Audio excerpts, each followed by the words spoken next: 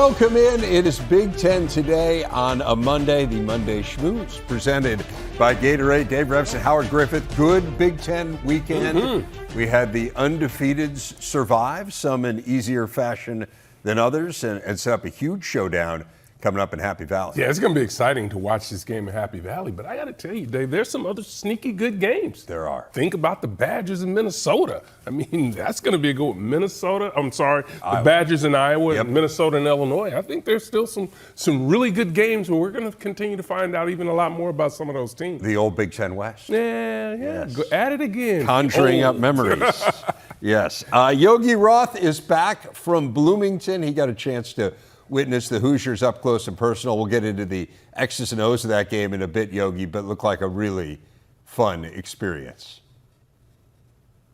It was raucous, man. I mean, it was bonkers everywhere. They had the SIG towel, kind of like the terrible towel. I don't know if that was like a little ode to his Pittsburgh roots, but the place was crazy. Much like Eugene, I think you referenced Big Ten West. I think about new Big Ten as Oregon, to me, easily is the number one team in this league, the number one team in the nation. I think they need to actually get a little bit more play than they have been getting around the country. So a lot of storylines that begin in Bloomington and maybe end up in Eugene. We'll see. Yeah, Eugene is the Big Ten far west, I would say. Let's get into our big stories. It is those unbeaten teams and number one, Oregon. Let's start with them. They scored TDs on 5 of their first 6 drives. They moved to 8-0.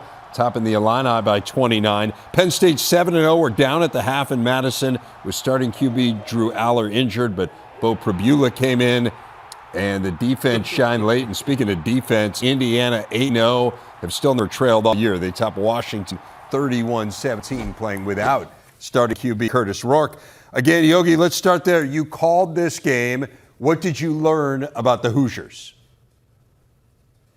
Well, I learned that they really know how to respond to adversity, right? Every game is going to have momentum changes and swings. It's going to have things that are unpredictable, whether that's a scheme standpoint, but then it's going to have moments where you either can react or respond. And I thought this team responded dramatically. I mean, they weren't as efficient as they've been offensively in the first half, but look what they did on defense, right? It began with D'Angelo Pons that literally blew the house off. It was just crazy. I think Guy Haberman said, and roll out the red carpet on the interception to the house, and it just gives me chills even thinking about that now. But watching that pressure on Will Rogers, the way so many hats flew to the football, we talked about it last week. You pause the film, and there's 6 guys around the ball all the time. I mean, they just kind of came at this Washington offense in waves. We knew UW would run the football. I thought they'd throw it better, but it really was eliminated. The secondary made changes to that starting lineup 2 weeks ago. They continue to pay dividends, so that stood out.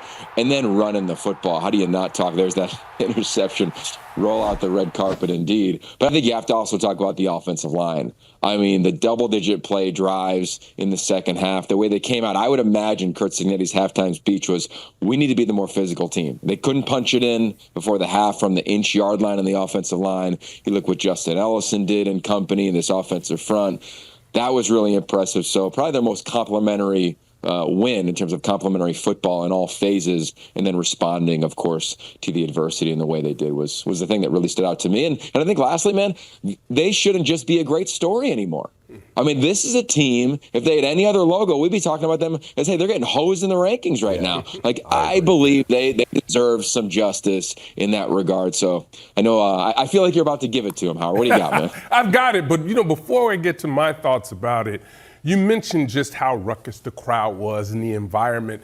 Tell me more about just the game, the feel of the game as far as the fans. How big an impact do you think they had in this game? It was huge. I mean, 2 weeks in a row, right? They're the epicenter of college football. Big Noon 2 weeks ago, and then College Game Day. And I feel as though, and felt in the game, that it became home field advantage, right? You look at how, at least this season has gone there. Early in the season, they're getting some wins in non-conference play, but people are leaving early. Nobody left. Nobody left until the game was, zeros across the board. So you could feel it. When the team needed some energy, they rose up and offered it up. When they made a play, it was deafening, I thought, for the opponent. So it became, to me, like what it felt like at Nebraska, what it feels like at Oregon, what it feels like true home field advantage. And that's going to be huge for this team down this stretch. So I expect them to keep meeting that moment, and I don't know anybody who's worried about studying later. I asked Coach Sig, hey, have you sent out an email at all lately? He goes, I don't think we have to. I think we're good now. So the message was well received. I think it's really fascinating to watch, and I think when we hear him being interviewed, Coach Zanetti being interviewed, he really tells you exactly what's on his mind. When you think about them not being able to execute in the first half of this game and saying, hey, we just had to get rid of that game plan. We needed to switch. We needed to change direction. And then they were able to do that. But then to have your offensive line be able to meet that challenge, I thought was significant, the way they were able to really control the line of scrimmage in the second half of that game. And I think that goes, a lot of that you have to give a lot of credit to the holdover offensive line, Coach Bolstad, that really has. Yes, the one guy he kept. Yeah, the one guy he kept. You can understand why. And one of the guys that I was really enamored with his coaching ability when he was in Madison. Really did a great job in the early years with Wisconsin. So they are playing so well. And let's remember, they had a backup quarterback in there, right? And things weren't going, but there was still no panic. Remember a couple of earlier in the season when Rourke threw an interception and then came back, but Coach was like, hey, no problem, we're fine. Threw two unsuccessive passes, if you recall. We are okay. Yep. There was no panic, and there was no panic with them understanding that the backup quarterback needed to come in and make some plays as well. It's pretty amazing. You talk about that offensive line. They ran 71 plays in the game, and none of them went for negative yards against a pretty good defense. Yeah, no doubt. UW's got a solid defense. It's a good program. Yeah, they are. Great win for Indiana. They head to Michigan State this week, looking to get to 9-0 for the first time in school history. What about Oregon? Yogi, you were talking about they ascended to number one this week. You're saying you don't think they're getting quite enough recognition. Man, they did a great job against Illinois. I mean, the Illini came in with a ton of confidence, with a top 20 ranking themselves, and frankly, this was never a game. Oregon scoring touchdowns on 5 of its first 6 possessions, and that told me more about Oregon than it did against Illinois. They're just really, really good. Well, I think, again, I'll go back to them. They're the most improved team in the nation, right? We were there week 1, and then we all know what happened in week 2 in Boise State, and everybody's wondering what's going on with this offensive line. How about this defense? And they just keep getting better and better, right? Dylan Gabriel in the run game. You want to talk about successive plays. How about 2 straight QB runs? One, he drops a shoulder. The other time, he finds the end zone. I mean, he's playing out of his mind right now, and the playmakers, of course, help that. But I'm going to go to the physicality of this thing, right? Ever since the new Big Ten took shape, it was about, can the teams out west handle the physicality and the line of scrimmage? I think even in advance of this game, after Illinois has played so well, especially physically a week ago in their game against Michigan, and Howard, you were there, man. It wasn't close in this game. I mean, Oregon was more explosive. They were more physical. They were running through arm tackles. They were running over people. They were winning at the line of scrimmage. They were creating pressure without their best edge rusher for the second straight week. I mean, they just look like a number one team is supposed to look. And, Dan Lanning, I'll take the quote from when he was asked, how does it feel to be the head coach who's leading the number one team in America? And I think his quote was, who cares? And I just think that's the approach. It's really workmanlike. But, man, they have the horses, and that is the thing that I think is not getting enough play. We love the logo. We love the new league. But find me a team that's playing more physical than the Oregon Ducks. And they've got another test this weekend, of course, against Michigan. But they went up against a very physical team in Illinois and made it look dramatically one-sided pretty much from the beginning. Yeah, I kind of go back to where Coach Lanning is from. Right. He understands what it's about to be physical. When you talk about being in Alabama, when you talk about being a part of those Georgia teams, this is a person who understands how to construct a roster. And you think about the way they jump on people in the first half of games. As you mentioned, the game was over. Right? So you're able to really control the game in many facets, whether it's running or you're getting your talented quarterbacks out on the edge. Your big play players are coming up with those plays. But when you can play the game and jump on people the way they have lately, this is going to be a tough team to beat. And it seems like they continue to get better and they know exactly who they are and they're really dialed in. And I think they, again, take take their lead from what their head coach talks about. To your point, 127-34. They have outscored their opponents in the first half. So, yeah, absolutely jumping on people early.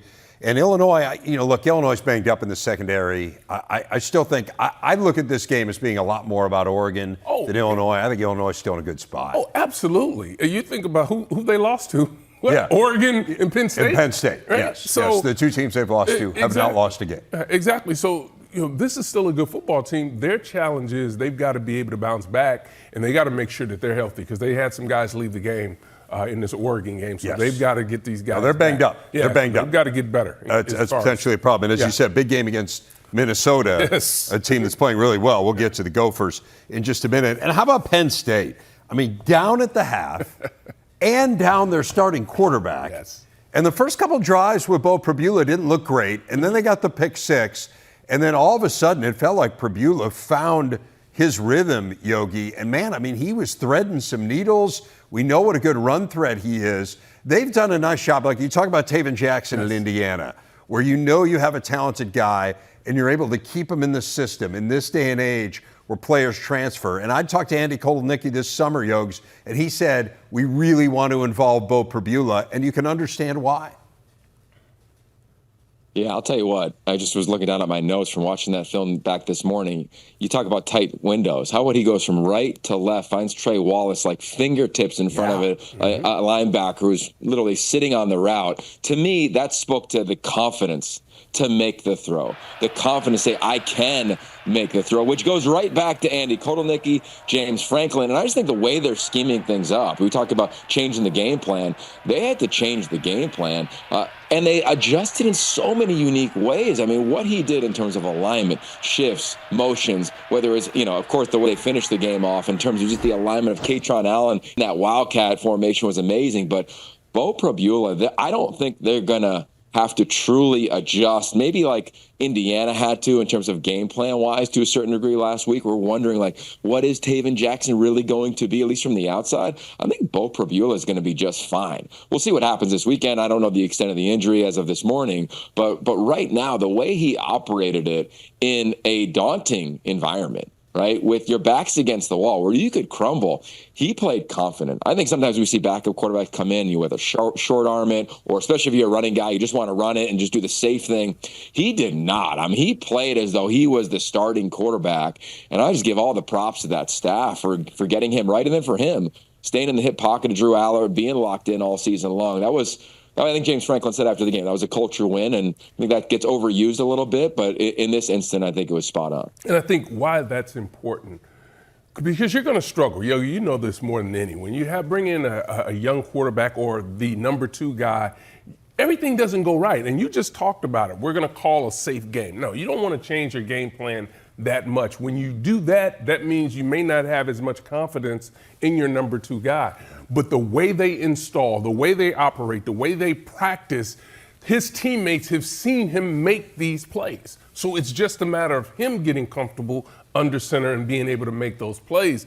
So it really is outstanding when you start talking about the young people that have to step in to a situation like this, right? Because you're cold. You don't know that you're going to come in and play. You're playing behind a guy that's playing really well. Everyone knows that an injury can happen like that and you can be in there, but you really don't know. And to be able to walk into and step into that type of situation and take advantage of it speaks volumes about the individual, and it also speaks volumes about where they are as a team. Right. We've seen that with two teams, Penn State, obviously, and Indiana. We've seen it now where teams we're expecting big things, that are continuing to have a lot of pressure, that have undefeated seasons on the line, are comfortable going to their backup when they have to. And Bo Pribula said after the game, hey, I prepare for every week as if I'm the starting quarterback. Mm-hmm. And it speaks to mindset. But as you say, it's kind of one thing to mentally do that. Yeah. And then physically, you're thrown into that situation.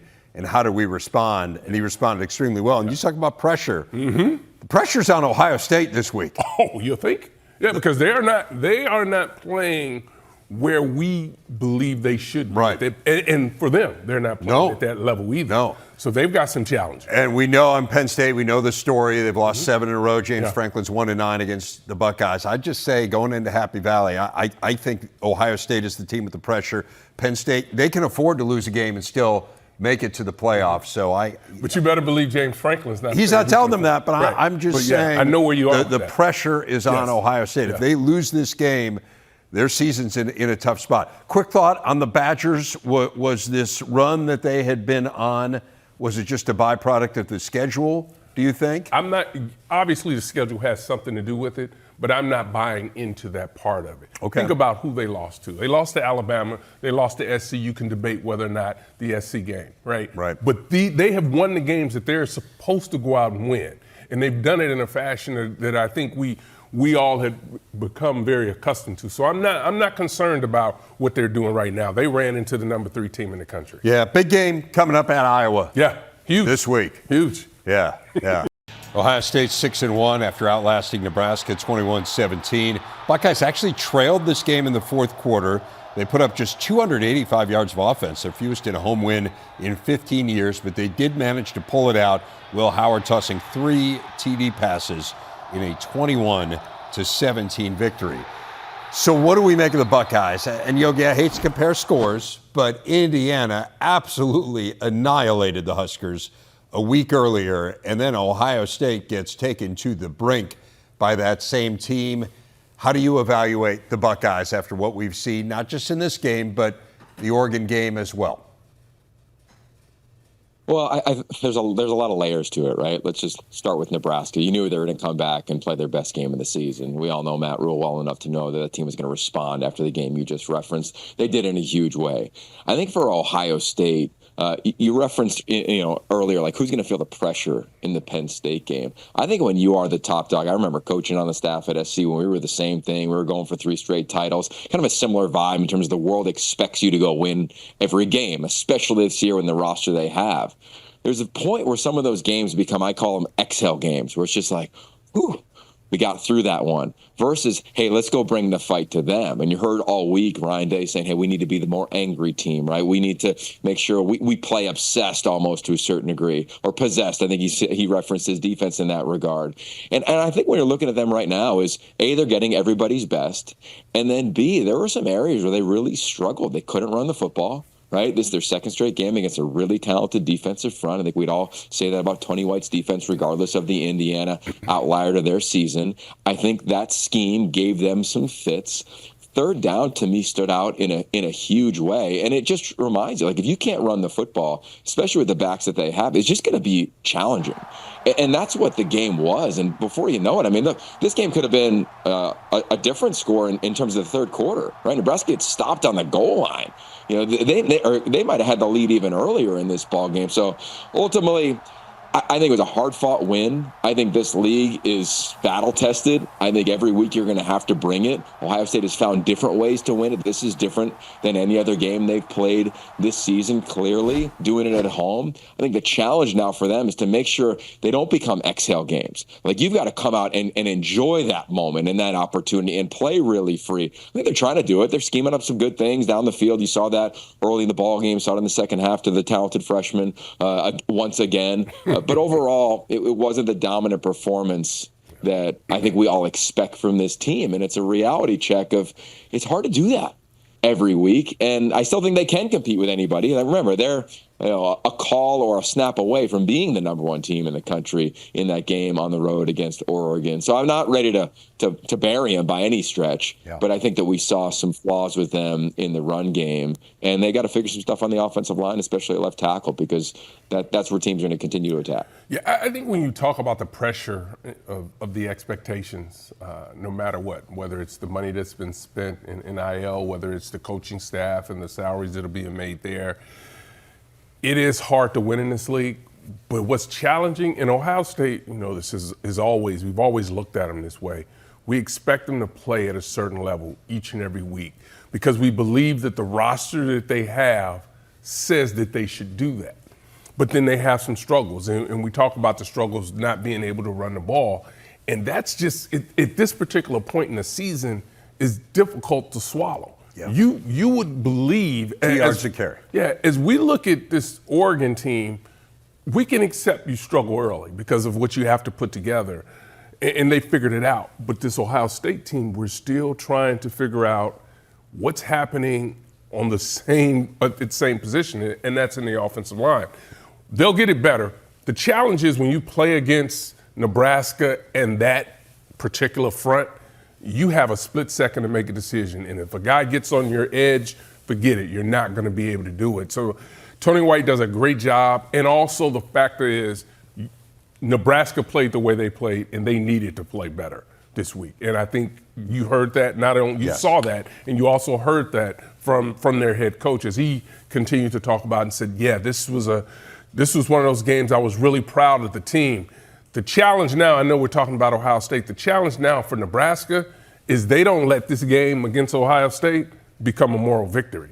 And all of a sudden you say, yeah, you see what we did to them? We can go out and do that to anybody else, because that's not the case. They have to beat UCLA this week. I mean, you look at their schedule, it is challenging going forward here. It was a backloaded schedule. We knew that all year. If you don't win this game, then this is the spot they were in last year, right? They were 5-3. They need to win one of their last 4 games to make it to a bowl, to end the longest drought in the Power 5, and they lost every single one of them by 1 score. This is a game they've got to get this week to just put those demons aside and, more than anything, get that bowl game. And we've talked about UCLA playing better. The record really doesn't indicate it. Better. If they come out lackadaisical, they will get punched in the mouth by UCLA, and it will be a problem for them the entire day. Agreed. This is the most winnable game, though, left on their schedule. You got to get it. You cannot allow that to happen. As for the Buckeyes' arch rivals, Michigan made it 3 straight wins over Michigan State, hanging on for a 24-17 win.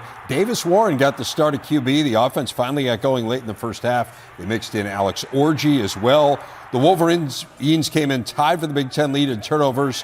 They did not cough it up once against MSU. Also went the entire game without a penalty. Pick up win number 5 on the year and pick up the Paul Bunyan Trophy. So, Yogi, has Michigan solved its quarterback issues? I don't know. I don't know if they've solved them. Pregnant pause. I think the definition of solve them is, J.J. McCarthy, right? I mean, that's the standard for this program. But I'll say this. I want to give Kirk Campbell a ton of credit because his offense has been lit up all season long, to your point of the revolving doors, per se, at the quarterback position. But he kept that room together. We talked about that last week on the Monday Schmooze. Like, what is it like among all the players? What's it like among this new world of NIL and collectives and the transfer portal? And he kept it locked in. For Alex Orji, he hasn't played since week 6. To come in and play the way that he did was impressive. For Davis Warren to be the guy and then get pulled and play the way he did was impressive. And then the creativity. And we're talking about Samaje Morgan at quarterback, a little end around. We saw the toss pass. There's Alex Orji running the rock. Donovan Edwards. I mean, there were just so many good things, I thought, offensively, where you have to go back to the scheme and say they are doing everything they can to scheme people open, to keep players involved. So did they answer it? Not for the long haul, I don't think so, but for this coming week, are they in the best position they've been all season with Oregon coming to town?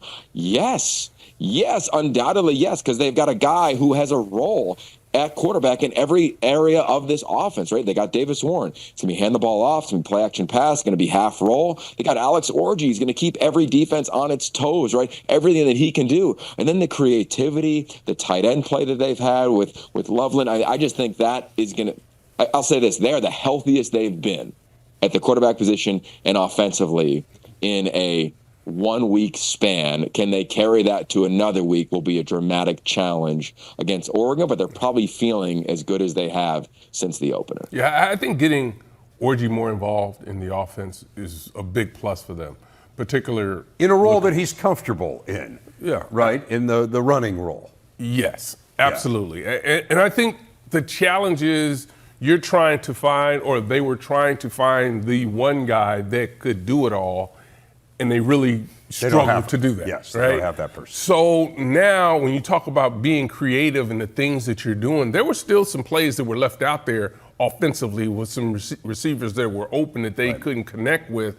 but they're having some success. They're able to do some things, and I think they have to still stay creative because I don't know that they're going to be able to line up and just knock people off the ball. That's not who they are at this particular point in the season, or may they be at all this season, be that type of team. So they have to rely upon that creativity. And I've said this a couple of weeks ago, not necessarily about Michigan, but when you can be creative, that keeps everybody involved. Everybody feels like, okay, this is my play, this is your play, you got to go out and make a play. And that's what they've been able to do. But Michigan State gave them all they could handle. They did. I mean, Michigan State's lamenting missed opportunities, yes, I think, after that game. And nothing is more emblematic of that than the opening drive of the game. Yes. You control the ball for 8 minutes and you miss a chip shot field goal. And it just felt like it was that kind of a night for them. And I think this is a team that's learning, man. They're learning to win. We've watched this quarterback grow from day one, and he's done it. This team has gotten better. We've seen that. The job that they've been able to do on the defensive side, I think is just, outstanding. The pressure that they put on their opponents is what they need to ultimately be doing. But still, it takes time to be able to get to the point where you're going to be able to finish and close the deal. And we're watching a team continue to get better. This team is absolutely on the right track. Yeah, look at first-year head coaches, right? Whether you go to Washington or Michigan State, I think the frustrations are pretty similar regardless of logo and jersey they're putting on, right? Whether it's turnovers or the little things that we're seeing that you just don't have the margin for error in this league in terms of when you're trying to get a big win, right? Whether it was Nebraska, Ohio State in their second year, whether it was UW earlier in their season in a couple different games. Same thing for Michigan State every week. Remember the Ohio State game about a month ago? First 3 drives, they're inside the 20, come away with no points. I thought the same thing watching this one back earlier today of like so many opportunities to put pressure on Michigan. Because if Michigan is down and they've got to throw the ball to get back in it, yes, that to me is not them at their strength. That's what Oregon's going to try to do, jump all over them immediately. Michigan State had their shot. End of the first half, didn't capitalize. Even end of the game had their opportunities, and you could feel it and see it on Jonathan Smith's face post-game. But make no mistake about it, if you're a Michigan State fan, this program is in tremendous hands. It's in year one in the most challenging league in the country, and you've got a really young quarterback who's turned it over a bunch.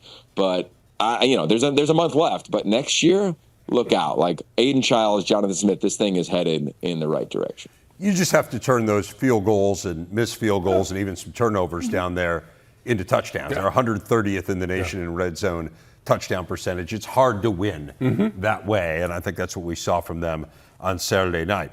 Our Gatorade game leaders, Iowa blew open a close game in the third quarter against Northwestern and cruised to a 40-14 win. Caleb Johnson ran for 3 TDs, second time he's done that this year. He has 16 on the season. That is just 4 shy of Sean Green's school record set 16 years ago. Those TD runs, by the way, 5 more than the entire Iowa team had in 14 games last season. They had 11 last year. Yogi Johnson was great, but to me, the bigger story from Iowa's perspective was Brendan Sullivan. They brought him in late in the first half. He was 3 and out the first few drives. It's a guy who transferred from Northwestern after he failed to win the starting job there in the spring. But, man, you watched their offense in the second half, and I thought he gave them something different.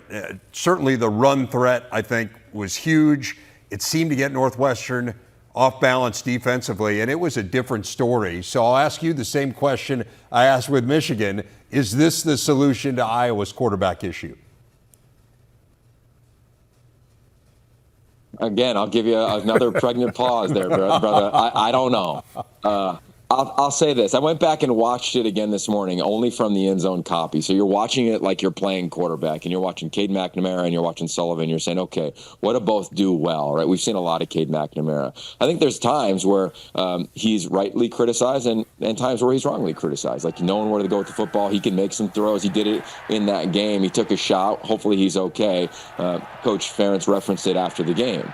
Then you put Sullivan on, and you're seeing what you're seeing here, a little bit QB run game. Right? You're seeing a different dimension. You're seeing a fresher quarterback. You're seeing a guy play with a ton of confidence, knowing he's got nothing to lose. Right? There was a plan, it sounded like, to play both of them, and that makes a lot of sense just based the way the season has gone and his skill set. When I look at their schedule moving forward, they got a shot to win out. So I wouldn't be shocked if he was the guy. Just based on the offense, they haven't, in my opinion, in the passing game, been a real threat. right? If you're playing them, you know the game plan. It's put as many guys in the box, don't get beat on some play action, and try to man up on the outside. And when you look at who's on deck the rest of the way, I don't see that plan changing much defensively. But if you have a running quarterback, you cannot play man-to-man defense. Period, end of story. Like, you have to adjust your scheme a little bit. So, yeah, I wouldn't be shocked if he was the guy the rest of the way. But I'm curious to see how it plays out and how it's handled within the locker room. Because you got a captain who is, either injured or on the sideline or a combination of the two in Cade McNamara. And then navigating that, I think will be really interesting to watch as this week plays out. But it was evident that when Sullivan came in, the team got a lift. And I think offensively they got a little bit more creative just based on the threat of his legs. I think one of the things it's always interesting when you talk to coaches about new players that are coming in. And we talked a little bit about Sullivan and the defensive players that had played against him when he was obviously at Northwestern were excited to have him in their locker room and on their team and thought that he would be able to help them at some point in the season. And the reason being, he said, we were knocking this guy out all over the place. He is tough. He is a competitor. He is, yeah. And that's what really excites and can galvanize a team when your quarterback can do some of the things that he can. So there was no question that I think they were excited about him, having him on the team. You still have to execute at that position, but the toughness that I think he brings to this offense and his ability to help that run game is what's going to allow him to continue to have some success with this program this year. And their defense looked a heck of a lot better than it looked against Michigan State. Again, look, the team that Sullivan left behind has some offensive issues. Yeah, they this do. is the third Big Ten game they have failed to score an offensive touchdown, so hard to gauge how much of that was Iowa. Could Johnson be one of the best backs in top 2-3 backs in the country? Yeah, if it weren't for Ashton Jenney, he'd win the Doak Walker. He's got some games coming up, so he might have a shot at that too. He may still win it, but I'm just saying, that guy's a Heisman candidate. Caleb Johnson's good. Yeah. No question about it. Hey, what about the Gophers? Third straight win, Yogi. They left zero doubt. They destroyed Maryland. What did you make of Minnesota? I feel like today for me is like offensive coordinator Monday as well as the Monday schmooze, because I'm just going to love up Greg Harbaugh. And you watch that game back and the way in which they did it, it's so fun if you love football, right? It's the variety of motions. It's all the way across the formation. It's all the way across, half speed one way, full speed the other way. The way that they manipulated the defense of Maryland, I thought was really impressive. Guys were schemed, not wide open, but open enough where you watched this transfer quarterback, Max Brosmer, just look like the player that PJ Fleck talked about when he arrived on campus. I thought it was his most complete game, most efficient game. Spot throws, confident throws. I think Greg Harbaugh is calling his last couple of games. I've had a few of them. SC, UCLA, now this one. He's in his bag, man, in terms of offensive scheme. And this quarterback, he's handling 2-3 plays at the line of scrimmage. All of those shifts and motions. It was so impressive. It was dominant from the beginning, but it wasn't because guys were running wide open because of busted plays defensively. It was more about the stuff they were running offensively. And I'm watching that last night saying, man, this is fun football. I hope to call another one of Minnesota this season just because it's so enjoyable as you watch them deploy their scheme. Really doing an outstanding job offensively, and finally, as you mentioned, kind of settled down and really starting to make the plays that are out there. But I think you look at them defensively as well, particularly in the secondary. They're playing a lot of players back there, and they're coming up with turnovers when they need to. You think about just where Minnesota was earlier in this year, and it's like, this season's just it's not what we thought it was going to be. Right. And then all of a sudden you turn the page, a couple weeks go by, and they are right back in the thick of things, playing the type of football we expected them to be able to do in all phases. PJ's done a really good job of continuing to reinvent not just himself, but also the program. They have to find different ways that they have to win, and they're getting it done. They are indeed, and this time they got it done by jumping on an opponent, which they really hadn't done this year. They get 21 points in the first quarter. I mentioned this on the final drive. They had 12 first quarter points all year coming into that game. So tough day for Maryland. They were coming off that nice win against USC, and it felt like, hey, maybe they've turned the corner a little bit. This is the game you wanted to – they needed to play well in this game to feel that they had turned the corner. They did. And then now they got a bye week, and then they got Oregon at Oregon. So That's a little challenging. Speaking of USC, the flip side of that game against Maryland, man, they desperately needed a win, Yogi, and they got one against Rutgers, and they left little doubt as well. 4 drives in the first half, 4 touchdowns. I mean, did anybody need a win more than USC? And you could argue in the country. I mean, it was huge. I love, what Miller Moss said after the game. He just talked about how this game to this team, it wasn't necessarily about a relief game, but it was about just proving to themselves who they were. And I just think that is this team. I mean, there's 2 ways you look at SC. One is, oh my God, they're down. I can't believe they haven't won these games. And the other is you say, well, they're a couple snaps away with some key injuries, especially in their defensive front 7. So I love the way they play. Mekhi Lemon had a true coming out party. We've been waiting for these second-year receivers to really elevate. He did that. I think they'll continue to feed him, continue to utilize him on special teams. Zachariah Branch had one of his better games as well, and a touchdown taken away because of a penalty. But again, you just smile on the face of the guys. It was a tough night, right? It was late at night. It wasn't a sold-out crowd. It wasn't the environments they've had. But they rose up, they met it, and now they regroup for this push here. They got to go to Washington in an old-school game on the West Coast against their friendly foe in the Huskies. But I look forward to watching this team continue to stand offensively. You know, it's interesting. We think about USC and we expect them to be as dominant as they can be each and every week. That's just the expectation that we have for this particular program. But I think, Yogi, you've been talking about this for several weeks. This is a foundational year. And if you can continue to build with this young team, great things are going to be on the horizon. It's just when it's SC, we expect it right now. Flip it over to Rutgers, and it's been a tough couple weeks for them. It has been. On the defensive side. But if you have to throw it 47 times, that's a little bit of an issue. That's not a situation you necessarily want to be in. The defense has allowed more than 440 yards 4 of the last 5 games. That happened once all of last year. They are very banged up. They are one of those teams that has a ton of injuries, but still that's the identity of their team is the defensive side of the ball, and we just haven't seen it at all. They get a bye this week. And shows you how important it is to really be able to build that second and third unit, in which they aren't there yet. Recruiting, they're not there yet, but they're going to continue to build. They're not. They'll heal up this week before a game at home against Minnesota.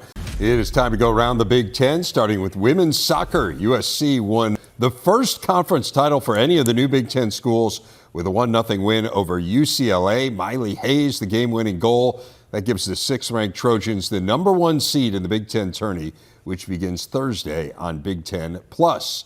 Field hockey, number 1 ranked Northwestern swept Michigan and Michigan State to clinch the outright Big Ten crown for the 2nd straight year. First time they've ever pulled that off. Topped the Wolverines in OT Friday, then pounded the Spartans yesterday, outshooting MSU 43-4. Cats are 17-0, wrap up the regular season Friday at home against Ohio State.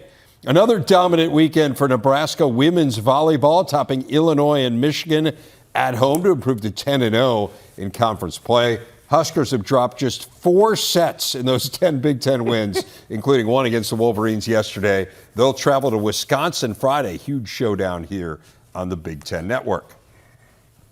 Back to football. 8 remaining unbeatens left in the sport, including 3 in the Big Ten, Oregon, Penn State, and Indiana. The SEC has no remaining undefeated teams. ACC has 2, Miami and Pitt. 2 out of the Big 12, Iowa State and BYU. And Army still perfect as well. The Black Knights were off this week. It is time to go big picture. This is year 1 of the 12-team playoff. The Athletic predicting this bracket after this weekend's action, a bracket that includes 4 Big Ten teams, most of any conference. Oregon, the number 1 seed. Ohio State 5th, Penn State 6th. Were that to hold, those 2 would host opening round games. And then Indiana, meanwhile, the 9th seed, that would send them on the road to Texas. So, Yogi, Big Ten in great shape here. What stands out? Well, I think Indiana's playing as good a football as anybody other than Oregon right now in the league. So I think that stands out to me. I love the idea of that playoff because there's about 2,000 football players. I think they have a shot right now to still play deep into the postseason that's truly meaningful in terms of chasing a championship. And when you look at the schedules, for Oregon, this is a team that has really been tested all season long in terms of where they have to play, right? They got to go to the Big House. They got to go to Wisconsin. They get a bye, then they host Washington, a rivalry game. But it's like every 2 or 2 to 1 week, you're like, whoa, they got a really big test. I think is going to bode tremendous benefit to them in advance of the playoff. Nothing's a lock right now, but they sure do look like one of the best teams in America that should get to the playoff. I think when I look at Indiana, I mean, they got Michigan, right? They got to go to Michigan State this weekend. Then they have Ohio State. I mean, they've got a challenging run. We'll learn a ton about them. But all of those teams that you referenced, I think they all have a real shot to get to the CFP. I think their rosters and the way they've played at times this season would prove that. And we'll learn a lot, right? Because a few of them play each other. We know, of course, what's happening this weekend in State College. So overall, I think this conference is sitting in a very healthy position. I think college football is in a pretty healthy spot in that regard, too. It's just so many teams having an opportunity to be talked about for the playoff. In recent years, you're talking about 4 teams, 6 teams right now. I love where the sport sits. We're talking about 20 teams or so have a shot to go to the postseason. Yeah, I'm anxious to see, the first reveal, right? Because you want to see, how the committee really views some of these teams. Forget it. Well, I want to know how they view Indiana. I do too. I mean, that's because I'm with what Yogi said off the top. I don't understand why they're ranked where they're ranked. But you just wonder, has the logo gotten as far as it can get? I think if they're truly watching the games and if they continue to make the strides that they've continued to make all year, why shouldn't they be one of the top teams that's out there? But to go back to Yogi's point about just how many players and teams have a shot, to me, this is really what college football needed to get back to. And I think it's an exciting time for us. And the Athletic also calculates playoff odds for all of these teams. And it's interesting, all 4 of those Big Ten teams are 66% or better. Okay. And the 3 outside of Indiana that are listed there in Ohio State and Oregon and Penn State, they are all at 89% or better. So again, why Indiana's odds are worse when you have the one game against Ohio State. I mean, to me, Ohio State has the toughest road here. They've got the toughest schedule. They've got Penn State and Indiana. They still have a game against Michigan, who looks better. But again, according to those odds, the Big Ten in really, really good shape. It is time for helmet stickers. Yogi, lead us off. Well, I'm going to go to one of the more creative offenses, I think, in this league. Let's start off with Max Brosmer, the quarterback for Minnesota. I just love the creativity, the command that he has. Remember, he's going to the line of scrimmage 2-3 plays every snap. He's always in a positive play. Love how he's played for the last month of the season. Number 2, going way west, Dylan Gabriel. I think he's a Heisman contender, if not a front runner. He continually shows up for this team in a bunch of ways, most notably with his legs to me in this game. He's always going to spin it. We know he's going to find Tez Johnson, but the way he ran the football, lowering his shoulder, I'm sure it forced Dan Lanning to say, hey, bro, slow down a little bit. But the attitude that he has, the next play after running 1 and dropping a guy on his back, he scored a 7-yard touchdown. He gets helmet sticker number 2. And I got to go back to Bloomington. I want to give it to the fans. I want to give it to the towels. I want to give it to the player, D'Angelo Ponce. 2 interceptions, 1 where they rolled out the red carpet, as Guy Haberman said. That was awesome. Congrats to those 3 gentlemen. I don't know if you guys recall, but when we were at practice, Kurt Cignetti said D'Angelo Ponce is the best player on our team. Really good player, and it stood out and deserved a sticker. Yes. How about, I'm going to go out west too. How about Woody Marks, right? 15 carries, 84 yards, but contributing in the passing game, 5 catches for 48 yards. I think he's a big part of what that offense can continue to do. And we'll go to Bloomington, Justice Ellison. Let's talk about the second half when they had to change this offense and really let his ability to lead this team on the ground, I thought was outstanding. You talk about really getting behind your pads and keeping his legs. He's always falling forward. Really did a tremendous job in helping that team. I think they'll have to lean on him as the season continues to progress. And Tysheen Johnson, right?